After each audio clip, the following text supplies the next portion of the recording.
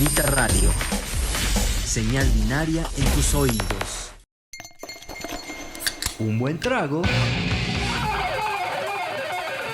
y algo de rock. Star Rock, Gritaradio.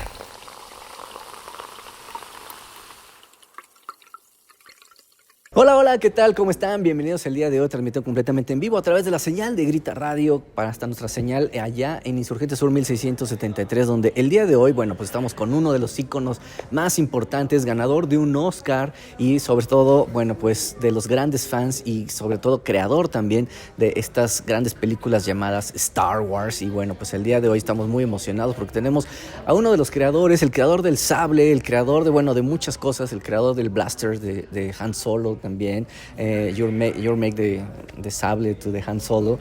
Y bueno, pues el día de hoy vamos a empezar porque resulta que la historia empieza en México. En México conoce a George Lucas. Do you know Mexico?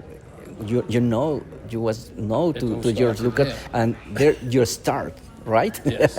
Everything began in Mexico, in Guaymas. Oh, really? Yes. Where you do that? I was with the designer John Barry in Guaymas making a big film, huge, for 20th Century Fox called Lucky Lady, Okay, which starred Gene Hackman, Liza Minnelli, and Burt Reynolds. Huge, massive film. Yeah. It was written by Gloria and Willard Huyck, and they wrote American Graffiti and other works for George, and secretly wrote some of the dialogue for the characters without credit in Star Wars. Wow. We became great friends. They were wonderful people. When 20th Century Fox told George, you know, there's no box office for anything science fiction, they valued the film at $12 million. They said, we'll give you 4 if you can make your film for 4. Oh. And the budget in America was 8. Gary Kurtz had explored London and we had stages free, and we were half the price of America at the time. So the head of Fox said, we can do it for 4. So they said, go down, George, and meet Roger and John Barry. They're doing what he kept saying he wanted to make a spaghetti western. We were doing spaghetti western style, caking old buildings in Guaymas and making them into sets for 1920s America, rum running. Wow. It's So, incredible. And you're in Mexico right now? Yep. A few years. Yep. Well, I've done a lot here. I've been to Mexico. For me, living in LA, I used to come to Mexico for my culture. I would come here all the time. I love it here. Big changes in my life have come because of Mexico. Sí. So for me, this is like coming home. Claro. ¿Qué es México para ti y qué es el fan base de Star Wars en México? What is Mexico for you? What's the fan base? What's the feeling for the families for you? I just love the culture here. I love the food here because outside we got Tex-Mex. We never got Mexican food, ever, especially in England. So the food here is amazing. You have fantastic cuisine. Spicy? That's okay. I like that, yeah. You taste the spicy? Do you Yeah, like yeah. Yeah, I was in India for a year. Oh, yeah. And I like tamarindo and I like things like this. But I made a film with El Mariachi, Carlos Gallardo in Guadalajara. I discovered mamey. No, really? You like it? It's the fruit of the gods. Yeah, I know. And they keep it secret. Even when when we were filming in Mexico City, they had to bring it up for me especially because I was having it for my supper at night. So, and you can't find it the rest of the world. Yeah. And zapote, the second one that I discovered. So there are many things here, but I just love the culture here and the people. I have huge friendships here. So,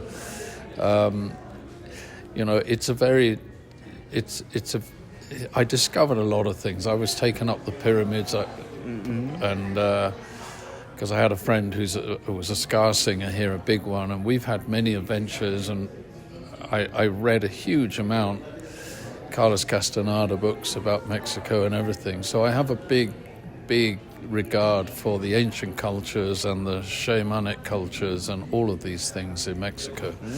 It's a big influence in the world. Yeah, so Mexico is very special for you. Yeah, it's very special. Yeah. Ahora vamos a entrar un poquito en tema ya de Star Wars. We start to the Star Wars team. ¿Cómo fue el reto más difícil crear con poco presupuesto, el crear pues el blaster, crear el laser, ¿no? O sea, crear exactamente. So little budget to create all. Because it's difficult with a short money. It was.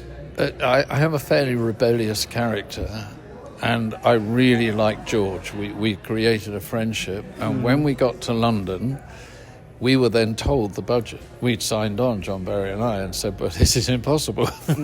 So, and there were only 2.5 months before shooting, and what happened was Fox would not commit to the budget.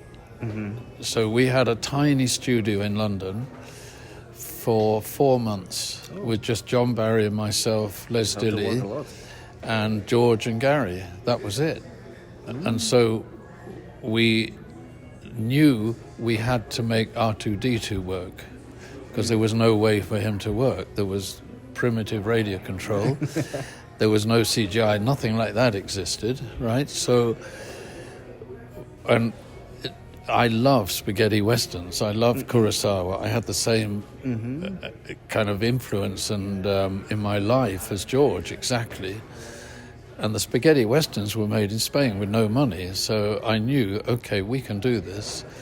And we made a wooden R2-D2 and built him around Kenny Baker, and we got him to work, which was a struggle, but we did it. And I realized I couldn't afford to make any weapons. There was no time.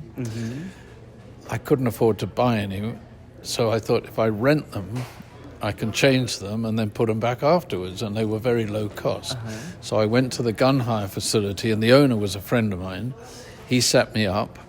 I didn't tell anyone. I did this on my own, and I loved the Sterling submachine gun. I could have used that as it was, but I put some T-strip around the barrel. I found these old sights where you look through in boxes in the gunfire that were never used, and I stuck those on the top and thought, okay, we can fire it on set, and it's heavy, because I never liked science fiction guns before. The real. It's real. Yeah. And it was used and old, and that's what I wanted. I found the Mauser, which I thought was a science fiction gun, and it had a wooden barrel. It was a German World War I gun, pistol. And so I stuck the same sights on the top, and I told John Barry, the designer, you better call George Lucas over and have a look at what I'm doing, because if I'm wrong, I'll get fired. Yeah, but we'll never say something to I don't like it, or I like it, or something. No. Because he's in his trip all time to make. He loved them movie. because they were real and they could fire. He stayed with me. We had super glue, and we made Princess Leia's gun out of a practice pistol, and that was my authority to go on and do everything. There was not one single prop, weapon, robots, vehicles, nothing that George ever said no to. And he was so busy trying to make this film with no money, I would just pile in stuff, and that's the lightsaber I couldn't find, and I knew, because I love King Arthur, I knew that this would become the vision of Star Wars, is the lightsaber. I knew when I read it. I couldn't find anything. By accident or destiny, I was in... I'd made by hand out of broken... Was illuminated. Well, the thing is, I got the buyer we have to get me broken cameras, broken washing machines, and I went and bought aircraft junk that I could buy half an aeroplane for £50. I mean, nobody wanted it. I bought about 10 or 12 jet engines for nothing. It was in the rain, rotting. No one wanted this stuff. So, and I taught my crew. It's to shipper all the time. Yeah, it was just nobody wanted it. It was like, I think for £50 I bought enough to really? fill the prop room. That's how I did it for no money. And I broke down, I had 3 camera parts, I stuck them together, made the binoculars, and I wanted 2 lenses to stick on the front. And as I was buying those at the camera shop, I said, have you got anything I could look at? I've got to make this weapon and I can't find anything suitable. Literally the first box, he said, there's boxes under there of junk and stuff. Wow. I opened the box and there were 3 Graflex handles, which are the battery packs on a press camera. I just looked at them and went, wow, I found the Holy Grail. Do you think when you make it's difficult to take the laser to real fight? Because I take mine and you say, I think so, I can take it good. Well, we... Do you think that? Yeah. And the biggest problem was, how do we do the light blade? Because there was nothing to do it with. So I'd done some art installations, and I painted front projection paint and got a glow out of it. So I suggested this to them, and the special effects drilled out the handle of one of my Graflex handles and stuck a motor in it and put a blade. It was a thin stick of wood, painted, and it worked. It gave a glow on set. The problem was, it worked. The only use. Well, we'd also made a decision. The blades, if they're light blades, they shouldn't go through each other. They should hit like samurai swords. So the only fight actually is Darth Vader, Obi-Wan Kenobi. So if you look at the practice and the rehearsals, you'll see they're fighting, bang, they're breaking the sticks all the time. They weren't strong. So we had enough to get through and get that. And then they rotoscoped some more. They hand-painted each frame and made the light blade a bit more like it was acceptable for the movie. But now, I'm in partnership with Theory Sabers, and we've just done my original lightsaber as a release.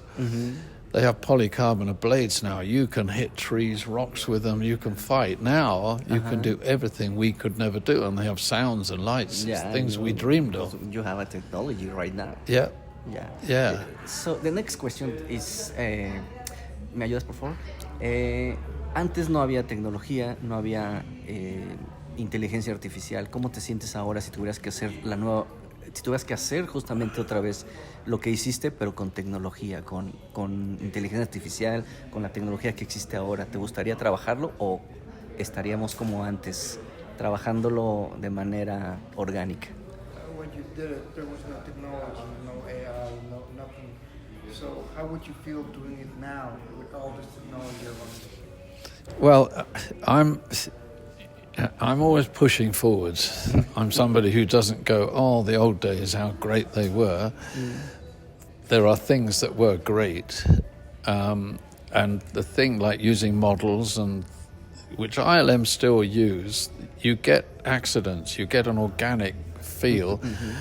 And when I look at the first Star Wars and the audience, there is something bleeds through to the audience that this is absolutely real. This is, and that was my role. That's what's new. Yeah, and that was my entire role, was to make it acceptable science fiction for an audience to believe it. And that's why we used Tunisia to make Tatooine. So I'm still, I'm in the process. George financed through a British grant my first short film that I made as a director, which went out with Empire Strikes Back. I'm making that as a feature. It's taking time to put it together, but everything is organized. I'm using exactly the way we did the first Star Wars, because I can make a $30 or $40 million movie. I can make the same movie for $6 or $7 million by being really smart You have much budget. Yeah. I made this huge film, Nostradamus, which was a massive success in Mexico. It was a huge hit here, Germany and here. I made that. It was a $20 million movie. I made it in Romania a year after the war, when the crew got $1 a day and there was nothing there, but it was medieval France. I made it for $4 million, the same movie, but I made it bigger. So there's merit in doing the way that George did, and even I directed second unit on Phantom Menace with George. We had 2 crews shooting it. Even that, it was made with George's money for $110 million. Rick McCallum, the producer, had it valued by the studios, saying we may have to shoot using the studios. Each budget came out at $400 million. Wow. So I think there's a merit, and I think the look really, and where we have the advantage now, we could shoot like this here. I could make it look like old and everything, and if there's one thing wrong, I can just dot it out now on a computer. It's so easy. So I think using the technology now, it's given us a massive advantage, but not to rely on just to go out and make huge CGI movies. I don't think that works. I think you have to have the emotional contact with the characters and with the sets and with locations and the feel of it. And connect with the audience. Yeah, No? exactly. Because it's different. Sometimes it's use a green screen. Yeah. It's difficult because they don't have the feeling. Yeah. The real. Yes, yeah, definitely. That's, that they've changed it. It was always George's dream to make like the virtual studio they have now, where they're making The Mandalorian in, whereby the actors can actually have the ships coming down on them and they can see everything. But it needs massive firepower, massive computer elements and cost to put that together. So it's not really available for everybody, but it's still, there's something with actors in a real location and stuff, and actors feed on each other. They don't just say lines that's in the script. They're feeding and changing. They're feeding off environments. And I've worked with some great actors, and they've, the really good ones said to me, do we really need to rehearse? Because until we get on that set with another actor, we're just saying lines. So there's truth in it, So I think I encourage that. I want to do much as I can for real. Ok. So, bueno, casi para finalizar, en realidad tenemos 2 cosas muy importantes. La primera, ¿cuál es tu película favorita de toda la saga? Which one your favorite movie to the old movies? The first one. Really? Yeah, I still like that. I just think it's a complete movie. It has characters. It's the story of Luke Skywalker and Obi-Wan, and he defeats the darkness, builds up the characters, and it just has a raw spaghetti western feel to it, which I love. I think it all bleeds through into the screen, so that's still my favorite. Yeah. Do you think the Mandalorian is like the same, the continue, like that guy to the western? Yeah, we owe a lot to Dave because he went and brought back what we were doing on the first one, using it with the new technology, but he really gave it that feel again, and I think that's why it was so popular, and it was his job to bring it back. And the fans came out in droves again, because there was the Star Wars that everybody loves. Yeah, I think he did a great job on it, and it's a very good story. And it's the same spaghetti western. It's like he's Clint Eastwood, He's the underdog who, like the samurai warriors who went out and they were always with the underdogs and they would help people and win. So I think that one has all of the essence. The actors were great in it. Everything worked out. And with Alec Guinness being in there, became an iconic kind of sorcerer character, for everyone to believe in. Yeah. So I think all of that came together so well. So we have to finish the interview because there are another guys too. So, but you have to. Yeah, we can talk about hours and hours. I think so. No. So you are come to the JediCon right now. It's a biggest fans tomorrow and Sunday. I think so. The many people are come to know you. No, what do you tell about to the old audience or the fans to this event? Well, it's. I realized like 2 years ago because I'm the only one who knows how we put Star Wars together, how we built everything. There isn't anybody. I had to do it on my own with a small crew.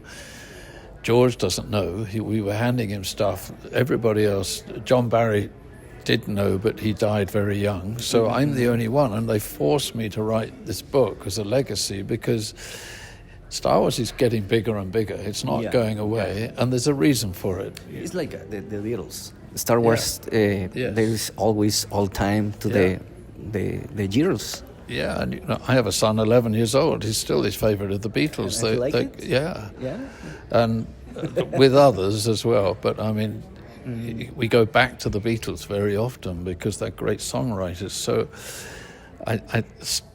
the big thing is then publishers don't do anything, so I have to go out and promote the book. I've finished a documentary which eventually will get out onto a streamer, but I have a few copies and those I sell. Biggest for me is meeting all the fans everywhere throughout the world. I don't have a day where I have 70 or 80% of the fans who come to me saying, you don't understand, Star Wars changed my life. Yeah, this is very important. And that's what George intended. George made the films for 12-year-olds. That was his target audience. He's told me many times it's not my fault that adults like it as well. But it's for 12-year-olds, it's for families, because there weren't any other films doing that. And so I get and meet so many families who come. Nowadays, Brian's over there on a Nintendo already. It's given a communication that can be done together with families, with children, adults, doesn't matter what genre. George created the first superhero woman in Princess Leia. She's a feisty princess who's fighting and saving a kingdom. So it doesn't matter your genre or your religion, whatever. He made a perfect myth for the world to believe in. And I support that 100%. That's why I'm still one of the few still friends with George. And so it's important to me. And, you know, as I said, I have a strong relationship here. So this was such a big thing. Because I was talking to one of my closest friends who lives here. She said, you realize it's like a long time since you were here. And it is quite a long time. So, because when I was living in LA, I was always down here. But so it's really important to meet the fans because it's a big deal here. And I think, you know, the spiritual kind of depth of Mexico connects very strongly to Star Wars. And we have a lot of fans in Mexico. Yeah. A lot of fans. Yeah. So I think, you know, for me, it was great when he offered to come. I said, sure, absolutely, I want to come straight away. Great, thank you for staying here in this event. Ok, nosotros nos tenemos que despedir, pero antes que nada, para despedirnos, la última pregunta es, ¿qué piensas de que Disney adquirió los derechos? What do you think about the Disney take the old saga? Well, I understand why George did it, because they wouldn't let him build what would be the future studio. The locals blocked him from building it on the ranch. So he couldn't do what he wanted to do in the next film. He wanted a legacy. He has a massive collection of modern art, of posters. He wanted to build this museum. That was his main thing. The only way, and it's over $2 billion build. It's huge. Yeah. That's opening this year. So But the copyrights to the toys is from George Lucas, right? Yeah, so selling out everything gave him the opportunity to go and do that. So that's what he's done. The thing they didn't do, they should have done, he wrote the next 3 episodes, ideas for it, and they put that in a drawer. And the difference to me is they let each director do what they want. George never did that. Everything was mapped out. Every character, props, sets had a story behind it. George had that very fully worked out. They didn't do that, and I think that's where it misled. Now, you know, J.J. Abrams is a great filmmaker, and I was able to take my son and go to the premieres of the new ones, which was exciting. And it's a big movie. None of us liked the middle one. I'm quite open about it. I think it destroyed. Star Wars is the story of Luke Skywalker. It's the hero's journey. Yeah. It goes through from beginning to end. He had to end the saga. And he was supposed to end as a massive Jedi master, but very simple. That's just the hero's journey, how you go and change. So by killing him off, they destroyed a new story. Yeah, so then JJ for the final film had to repair that damage somehow and get through it. So I think he did whatever he could, the best he could. I still enjoy those 2 movies. I think they're huge in the action and the characters and everything. And I like Rey. I think it was not a bad idea to have a character like that who's a scavenger and to take it on. I think that was a cool idea. And I liked, when I saw Ren, it was the first lightsaber since the ones I made that I went, oh, that's cool, when I was in the audience with the guards in that forest. I thought, wow, that's cool, you know. So there's elements that I really enjoyed. Okay. I just wish that George would come back. Y bueno, pues al final de cuentas tienen que darse una vuelta mañana al JediCon, domingo también, porque va a estar muy importante. Los boletos ya están, todavía siguen disponibles también en el sistema de compra. Y bueno, nosotros nos tenemos que despedir. Thank you so much to talk about. Good to meet all the fans, and we'll be there for 2 days, so yeah. Ahí estaremos justamente. Y bueno, pues nada más agradecerles a todos ustedes. Thank you so much to being here, and enjoy Mexico, enjoy your fans, enjoy Star Wars all time. Yes, thank you. Nosotros nos vamos, continuamos con más aquí a través de la señal de Gritaradio. Gritaradio ahora también suena en Alexa. No importa si estás cocinando, trabajando o relajándote. Solo di, Alexa, pon Gritaradio y escucha nuestra programación en vivo.